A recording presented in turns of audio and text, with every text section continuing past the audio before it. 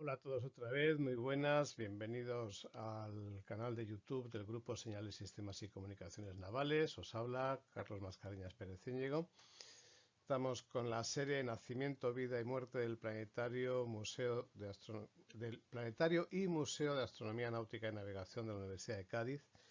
Hoy vamos a empezar el capítulo 2, lo que es la vida, con el catálogo del museo.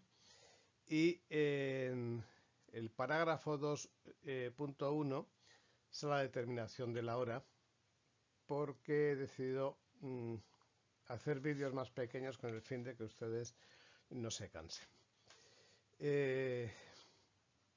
Como les comentaba en la primera parte, soy colaborador honorario del Departamento de Ciencias Técnicas de la Navegación y Construcciones Navales y pertenezco al Grupo de Investigación Señales, Sistemas y Comunicaciones Navales de la Universidad de Cádiz, en España.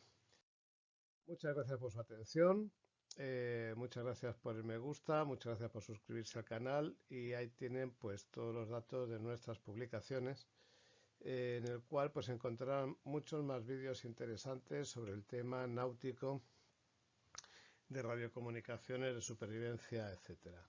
Y ahora les dejo con la siguiente presentación. Un abrazo. Hola a todos, bienvenidos otra vez al canal del Grupo Señales, Sistemas y Comunicaciones Navales. Les habla el doctor Carlos Mascareñas Pérez Íñigo. Les estoy contando cómo nació el Museo de Astronomía Náutica y Navegación, que luego se unió al planetario Pablo Bernardos. Este es el segundo capítulo, en lo que se refiere a la vida del museo, y vamos a explicar el catálogo de piezas de la sala de determinación de la hora y la sala de astronomía náutica. Habíamos dicho que este proyecto había sido concedido por la Fundación Española de Ciencia y Tecnología con el número Foxtrot Charlie Tango 080347. Y el coordinador principal y currante principal pues es el que les habla, el doctor Carlos Mascareñas Pérez Íñigo. Vamos a ver por salas de exposición a partir del 11 de noviembre de 2008, que es cuando nos llega el dinero para poder montar en un mes toda la exposición con el fin de entrar en 2009, Año Internacional de la Astronomía, con todo funcionando. Y empezamos por la sala de determinación de la hora. Si se fijan, tuvimos que comprar un conjunto de vitrinas que fueron sufragadas por la FECIT, así como reproducciones de instrumentos que ya no se encuentran en uso. Ya eso lo hicimos en Villalcor. También utilizamos equipos reales de enseñanza. Lo primero que encontramos son dos telurios. Los telurios son representaciones de las órbitas del Sol, la Luna y la Tierra, con el fin de explicar, por ejemplo, los eclipses. Tenemos el Sol metido en el centro y aquí tenemos lo que sería la eclíptica, representada en latón, y luego la Tierra con la órbita de la Luna. Cuando coincide la órbita de la Luna con la eclíptica, en ese momento está aquí la Luna, tiene que estar la Luna, claro, en ese punto, pues es cuando se puede decir que se provocan los eclipses, ¿vale? Estos equipos son de 1868 aproximadamente. Fueron fabricados por el relojero de la Marina Francesa Henri Gobert. Son de madera y aquí debajo los dos tenían una manivela que permitían girar el cuerpo interior a través de este eje. De tal manera que pudiesen ver los alumnos, aquí también giraba, mediante poleas, cómo giraba la Tierra alrededor del Sol y la Luna alrededor de la Tierra. Son equipos originales de la Escuela Oficial de Náutica de Cádiz. Esta es una reproducción de Villalcor de esferas armilar con el fin de enseñar lo que es los paralelos, los meridianos, el meridiano del lugar, y también los trópicos de Cáncer y Capricornio y la inclinación del eje terrestre. Algo fundamental en la navegación es determinar la hora y determinar también la velocidad. Para eso, para determinar la velocidad, se utilizan unas ampolletas de tal manera que pueden durar 1 minuto, 2 minutos, 10 minutos, dependiendo de la cantidad de arena que lleven dentro. Y lanzando por la popa una corredera con una cuerda llena de nudos, esos nudos están a unas distancias específicas, de tal manera que para 10 minutos navegando, para 5 minutos navegando, para 2 minutos navegando, contar el número de nudos que hay en la cuerda que remolca, o sea, que tira de la barquilla, de la corredera de barquilla, pues se pueda determinar la velocidad del buque de una manera proporcional y más o menos exacta, bueno, más bien aproximada. Pero el problema que tenemos, y esto también son reproducciones de Villalcor, es cuál es la hora de a bordo. La hora de a bordo la podemos saber mediante relojes de sol que estén más o menos estáticos, y tenemos que calcular sobre todo la hora del mediodía o meridiana. Eso se puede hacer a bordo tranquilamente, ya digo, mediante este tipo de relojes. Estos son relojes de gabinete que se venden como recuerdos o como regalos a personas a las que quieres, ¿vale? Pero también se podrían estar usando a bordo. Es más o menos un gnomón, pero puesto bonito. Esos mismos relojes de sol también se pueden hacer portátiles y se puede determinar dónde está el norte por la sombra del sol. Y también si llevan una pequeña brújula, pues también nos lo indica. Es fundamental sobre todo para poder poner bien el cordelito orientado hacia el sur con el fin de calcular la meridiana. Tenemos brújulas solares, que en este caso es el gnomón inclinado sobre una brújula con el fin de que no haya que estar orientándola al sur, sino que siempre se oriente. También es reproducción de Villalcor. Y luego también pues tenemos calendarios lunares y de marea, un círculo solar y un reloj de sol con gnomón, que en este caso es esta barra que tenemos aquí en vertical y que se orienta siempre hacia el sur. Ahí tenemos dos modelos. El de la izquierda es un modelo a escala Torre Eiffel que adquirí en Francia en un viaje que hice en 1988 con la fábrica de artillería de la empresa nacional Bazán. Y me dirán, ¿y por qué está ahí puesta la Torre Eiffel?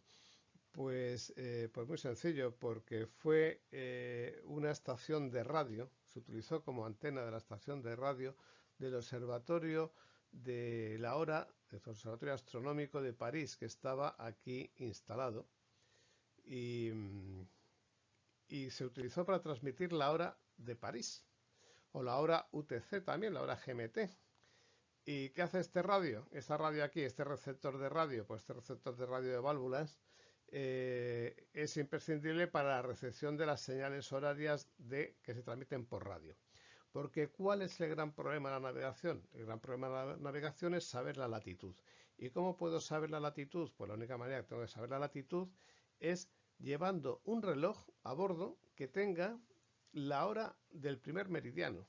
Perdón, la latitud no, la longitud, saber la longitud. Pues la única manera que tengo de saber la longitud es llevar a bordo un reloj que tenga la hora exacta del primer meridiano. Y esa diferencia horaria entre la hora exacta del primer meridiano o de Greenwich y la hora exacta del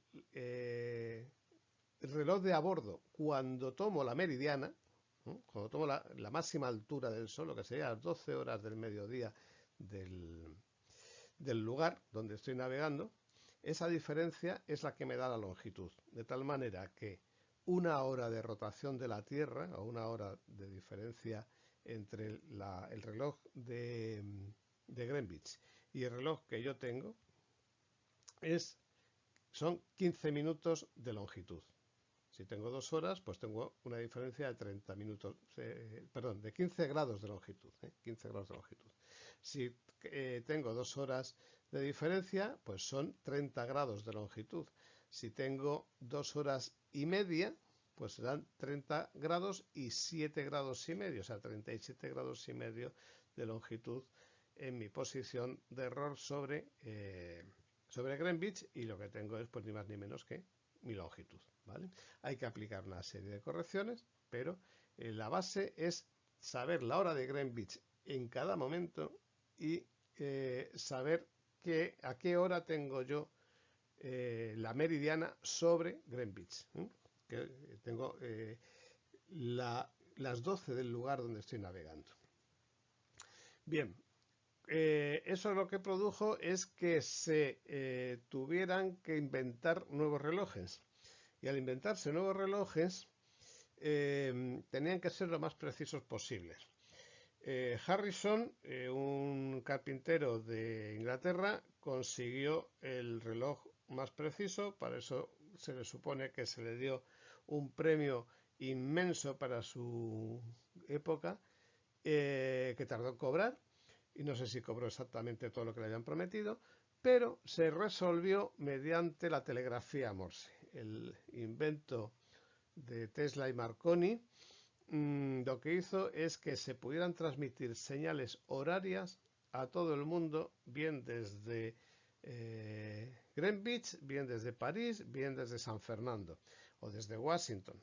Entonces hubo un montón de estaciones de radio en los observatorios astronómicos que daban las horas exactas, cuando eran las 12 exacta en Greenwich, en San Fernando, en París, o bien con lo que se llama ahora el tiempo universal coordinado, que todos dan la misma hora en el mismo momento y además se corrigen entre ellos, de tal manera que ese reloj que nos daba la hora de Greenwich se pudiera poner en hora, se pudiera corregir, el reloj de bitácora, se pudiera corregir y llevarlo siempre en hora. Antes, como no se podían corregir porque no había señales horarias, pues lo que tenían que hacer era ir dándole cuerda todos los días, y cuando se encontraban 2 o 3 barcos en tierra, comparar los relojes para llegar a una media. ¿Por qué? Pues porque los relojes eran bastante malos, eran de cuerda y no eran de cuarzo.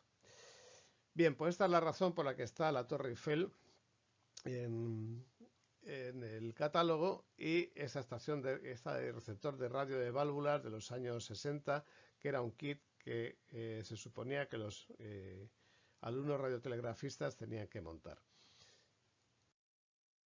Y ya pasamos a la sala de la astronomía náutica.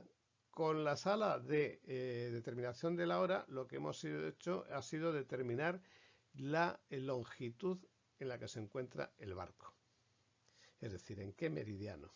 Y ahora lo que tenemos que saber es dónde se encuentra, en qué paralelo.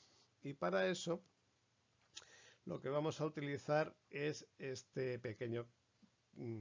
2 vitrinas que se encontraban a la espalda de la sala de determinación de la hora, con instrumental de enseñanza en muchos casos, y en otros pues son reproducciones de equipos que ha tenido la escuela, como el astrolabio número 8 del libro del Catálogo Nacional de Astrolabios, publicado por el Ministerio de Defensa, entonces Ministerio de Marina, y de lo cual no vamos a hablar, pero sí vamos a hablar de lo que tenemos.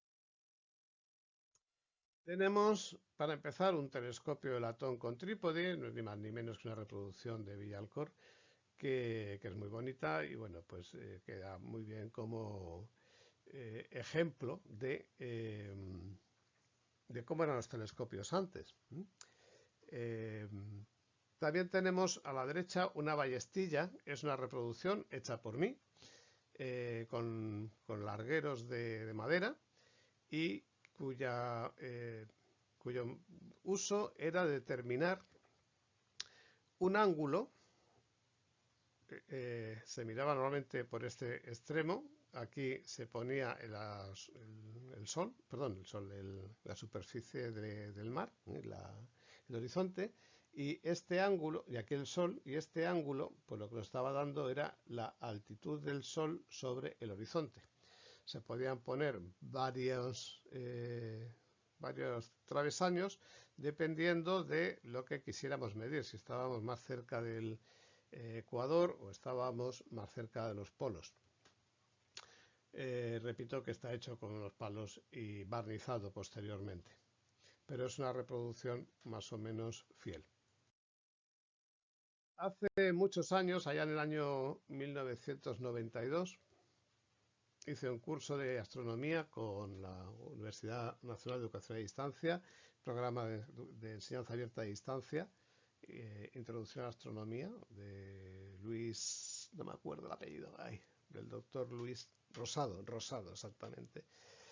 Y me hice este astrolabio mediante un trozo de madera, no sé cómo se llama, una aldabilla, un peso de plomo y una carta que tenía que haber grabado sobre la madera, pero como era muy difícil, la fotocopia en acetato era plante.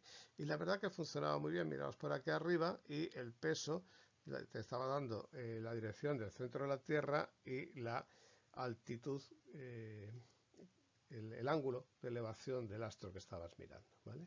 Esto lo que es un cuadrante astronómico, y lo que tenemos es un cuarto de esfera, un cuarto de círculo de 360 grados, con lo cual aquí hay 90 grados.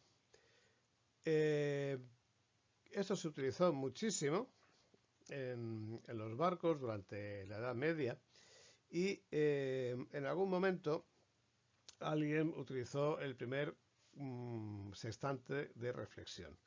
Se llama sextante porque esto es un sexto de círculo, es decir, son 60 grados en vez de ser 90, y se llama reflexión porque aquí tiene un espejo y un espejo cortado por la mitad. Entonces, cuando estamos mirando bien por el agujerito que hay en este disco, otros tienen, los más modernos, un pequeño teleobjetivo. Por un lado estamos viendo el horizonte y por el otro lado estamos viendo la estrella reflejada en los dos espejos mediante el uso de este eje, ¿vale? Bien, con eso lo que estamos consiguiendo es ver simultáneamente el astro y ver simultáneamente el horizonte, y se obtiene mayor precisión en la latitud o en la elevación del astro que con el cuadrante. Tiene unos filtros para no quedarte ciego mientras miras el sol, en el caso de que estés mirando el sol, y la verdad que la reproducción pues es bastante bonita. Esto es más moderno que el astrolabio y que el cuadrante. Y aquí llegamos a los astrolabios.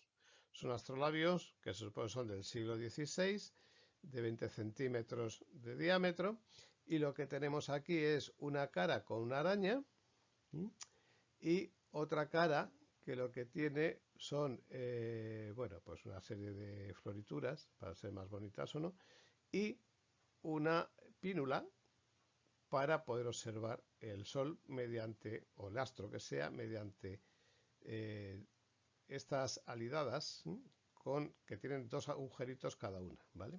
Entonces, sujetando con un dedo la argolla que tiene arriba, al pesar esto, hace justo lo contrario que el cuadrante, que es que este se queda fijo, y sería como el peso del cuadrante que fabriqué en el 92, y mirando por aquí nos da la elevación del astro.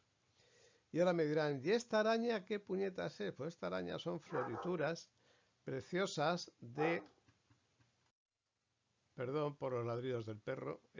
Son florituras preciosas que nos indican dónde están las estrellas. Cada pico de estos piquitos, es una estrella, un astro. Si se fijan, tienen aquí una leyenda que indica qué astro es o qué constelaciones y cuál es normalmente la estrella, porque nos suele dar la más brillante, la alfa. Esto se puede girar y si se fijan aquí detrás tienen unas cartas, unos círculos que dependiendo de la latitud esto se desmontaba, se quitaba la araña y se le ponía el círculo correspondiente o los círculos, los meridianos y paralelos correspondientes a esa latitud en la que estaban navegando. Ojo, no solo los marinos, sino también los comerciantes árabes que cruzaban mediante el astrolabio el desierto y llegaban de un lado a otro sin saber la longitud, pero sí sabiendo la latitud donde se encontraban. Lo demás ya son los mismos grados que podemos tener en la otra cara y decirles pues que es una belleza y que como regalo para un médico, regalo para un amigo o para uno mismo, pues son muy bonitos. Este es un astrolabio más pequeñito, de 10 centímetros, algo que ya se puede llevar o utilizar en un barco. Normalmente el astrolabio, si era muy pesado, se utilizaban con trípode, pero claro, en un barco el problema es que se mueve mucho, entonces hay que utilizar astrolabios más pequeños y en cambio para trabajos topográficos o para navegar en el desierto, pues obviamente ves las estrellas cuando estás de noche, ahí sí puedes montar el trípode con el fin de tener mayor resolución y mayor precisión, ¿vale? Sobre todo porque tú no te mueves y no mueves el astrolabio. No es sencillo de utilizar, no es tan sencillo como el sextante. Aquí tenemos otro astrolabio del siglo XVI, son todos reproducciones de Villalcor, que ya les he dicho que se ha dividido en dos empresas. Seguramente si lo buscan por internet encontrarán esas empresas. Cada vez se van haciendo más finas las arañas y ya vamos buscando las estrellas más importantes. ¿Por qué tenemos la araña? Pues porque nos hace falta saber dónde están las estrellas con respecto a los círculos que tenemos aquí, de elevación y de ángulo horario, y no tenemos por qué acordarnos de todo. Esto al fin y al cabo es una chuleta que nos permite los cálculos, nos permite decir cuándo, o sea, dónde se va a encontrar la estrella y cómo vamos a poder localizarla y medirla y ver dónde estamos, ¿no? Y aquí pues lo mismo que antes nos dan las formas de cálculo. Esto es un nocturlabio del siglo XVI, de 15 centímetros de diámetro, también de Villalcor, el cual utiliza, igual que el cuadrante, un péndulo y que nos permite determinar la hora y dónde nos encontramos por la noche, con la luna. Y aquí llegamos ya a una reproducción de sextante del siglo XIX. Como ven, vuelve a tener lo mismo, su sextante reflexión, ya tiene un pequeño teleobjetivo para ver mejor las estrellas. La luz del sol o bien de las estrellas se refleja en el espejo primario, pasa por los filtros en el caso que tenga que pasar, va al secundario y se viene para el teleobjetivo. Y como este espejo está partido, el horizonte lo estamos viendo a través de un cristal transparente y del teleobjetivo. Cuando vemos la imagen de el astro tocando el horizonte es cuando hemos calculado justo el ángulo de elevación. Esto es un micrómetro para poder tener mayor resolución y se mira la elevación mediante esa pequeña lente. Eso es cuando estamos navegando y no hay niebla. Ahí se puede ver el horizonte. Pero ¿qué pasa cuando estamos en tierra haciendo un trabajo topográfico y resulta que tenemos montañas? ¿Cómo vemos el horizonte? No nos vale, ¿no?, el sextante para medir la latitud del punto donde estamos, porque si no vemos el horizonte porque hay montañas, o hay un poco de niebla, pues la hemos fastidiado. Bueno, pues no, para eso se utiliza un horizonte artificial, que es esto que tenemos aquí. El horizonte artificial es esta cajita, tiene aquí un pequeño agujero con un conducto de madera que llega hasta otro agujero que hay aquí. Y en este agujero se ponía un embudo y se le echaba mercurio. El mercurio pasaba por dentro del horizonte artificial y llenaba esta pequeña piscina. A esta pequeña piscina se le ponía encima este tabuchete, de tal manera que evitase que le cayesen porquerías al mercurio en tierra, arena por ejemplo, o hojas, y que el viento pudiera hacer que no estuviera estático el mercurio. Entonces, lo que se hacía era, cuando se le ponía el tambucho encima, se miraba al astro cómo estaba reflejado en el mercurio, porque entraba por aquí su imagen, su luz, ¿vale? Entonces el sextante se mira por la derecha, la luz entra por la izquierda, se refleja y con el sextante se busca que las dos imágenes se vean simultáneamente en el teleobjetivo, bien la que viene por aquí como la que viene por acá.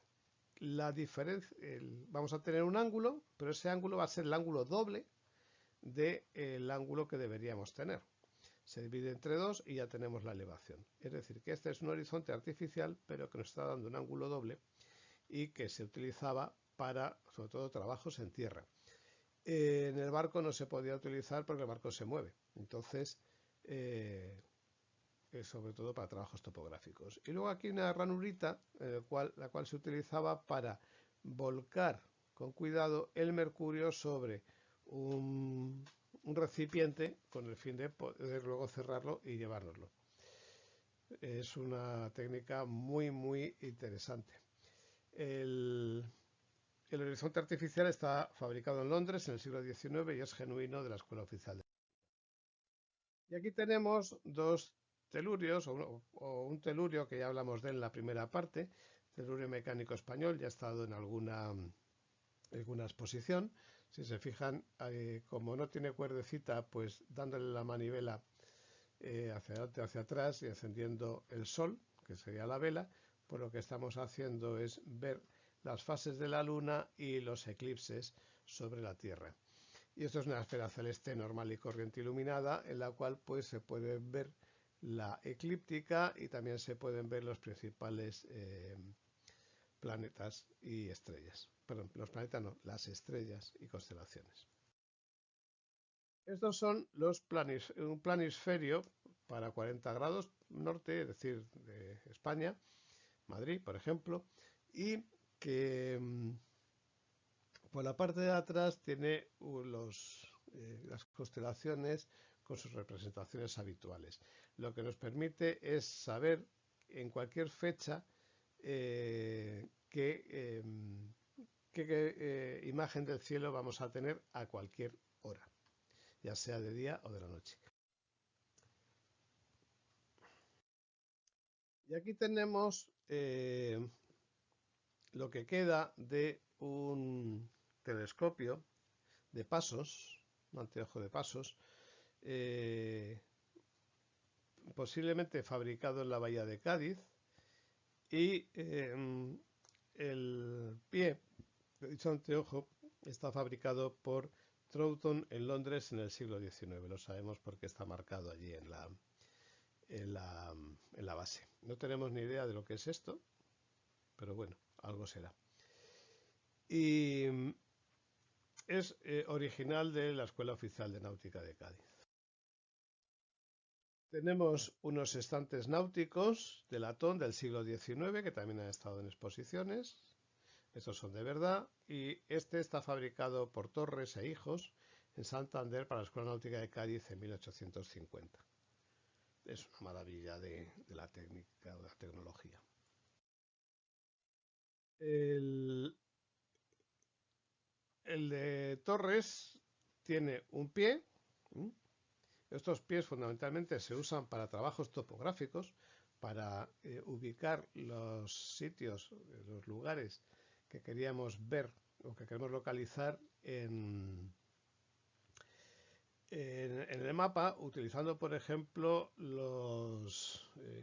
las cumbres de las montañas y esos hitos que hay, que está prohibido tocarlos o destrozarlos. ¿Por qué? Porque nos está dando las referencias de las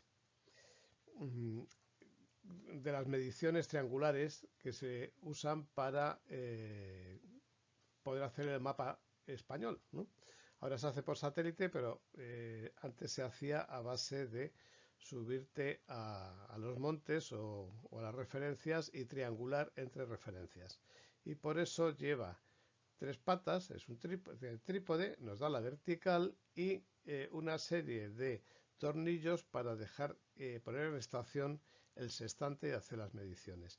Lo mismo nos pasa aquí con el sextante Torres, dedicado al catedrático Rodríguez Fontecha de la Universidad de Cádiz del siglo XIX, con todo el instrumental necesario para ponerlo en estación. Y esto es muy curioso porque son telurios de enseñanza fabricados por Henri Robert hacia 1868 en Francia, relojero de la Marina Francesa, la Marina de Guerra. Y es curioso porque lo que tiene son un círculo de 360 grados, nos vienen las estaciones y lo que tenemos es el Sol y aquí nos falta la Tierra y la Luna, que han desaparecido. Por debajo tienen una manivela y esto tendría un cordelito que lo que nos permitiría sería ir calculando los eclipses y a qué hora se encuentra cada astro o el Sol en cada momento. Está completamente serigrafiado por abajo y tiene manchas de lo que podría ser fino, o sea, vino fino, quiero decir, porque también tiene hasta el culillo del vaso que se ha quedado marcado en esta zona, con lo cual significaba que el profesor que estaba dando clase, pues al mismo tiempo estaba refrescando el gaznate y lo utilizaban pues eso para enseñanza. Cuando los pilotos querían ascender a capitán, los cálculos que se habían hecho mediante el telurio de la izquierda se los tenía que repetir en un pizarrín o con un pizarrín mudo, como pueden ver aquí, en el examen de astronomía. Con lo cual no era capitán cualquiera, solo aquel que pudiera, o sea, tener el título de capitán, que no significa ser capitán de la nave.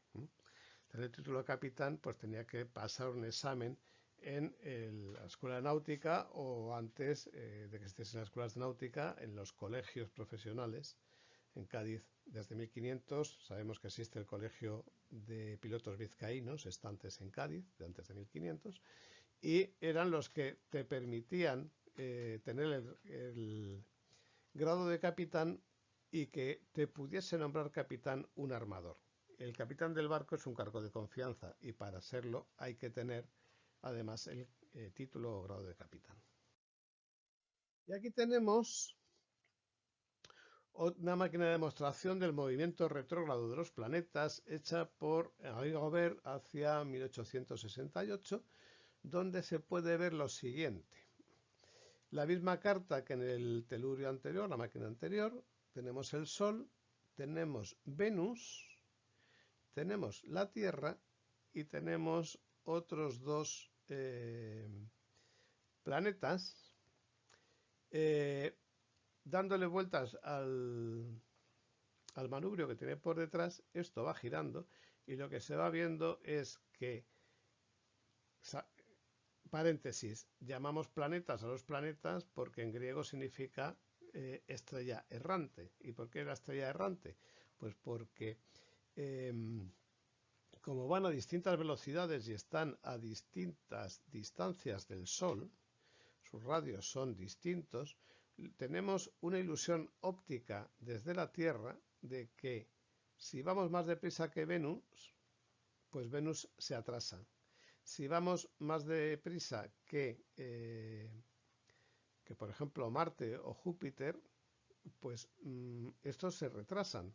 Y claro, todas las estrellas dan la vuelta en el mismo sentido porque la Tierra gira en un único sentido, pero estamos viendo que se atrasan los planetas interiores y exteriores, y lo que nos da lugar a los epiciclos.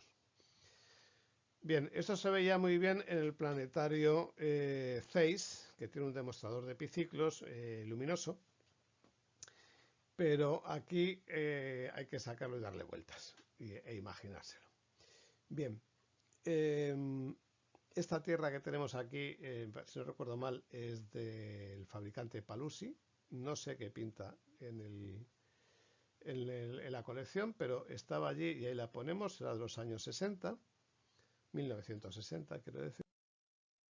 Y aquí tenemos dos objetos no identificados que no sabemos qué son.